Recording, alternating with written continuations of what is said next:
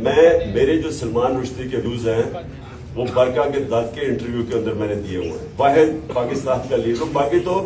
باقی تو ہمارے لیڈرز اس کے خلاف بات نہیں کرتے تھے کیونکہ مغرب میں اس کی بڑی سپورٹ تھی. تو میرے بڑے کلیئر ویوز ہیں اس سے. اور اس انٹرویو میں بھی میں نے کہا کہ اس نے 1.5 ارب مسلمانوں کی اس سے توہین کی. میں نے بڑا واضح ہے. اور میں پھر سے آپ کو ریپیٹ کرتا ہوں کہ یہ میں جو بات کر رہا تھا وہ اسپیسیفکلی کر رہا تھا کہ جو طریقہ کار ہے.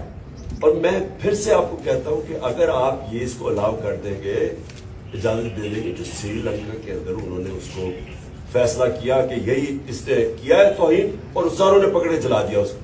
آپ کو اندازہ نہیں ہے کہ اس ملک کو کتنا نقصان ہوا. میں پرائم منسٹر تھا, باہر کے لیڈرز کی کالز آئے مجھے, جو لوگوں کا جو باہر کے پریس میں ہمارے کیس لکھا گیا. سو اس لیے جس وقت آپ وہ انڈورس کرتے ہیں نا, آپ دروازے کھول دیتے ہیں.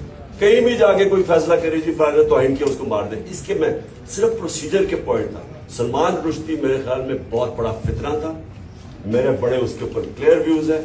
میں اس کو کہا کہ میں کبھی کسی فورم کے قریب ہم نہیں جانا چاہتے جدھر یہ فتنہ, جس کو پتا تھا کہ مسلمانوں کو ہوتے ہوئے اسے تکلیف پہنچائی.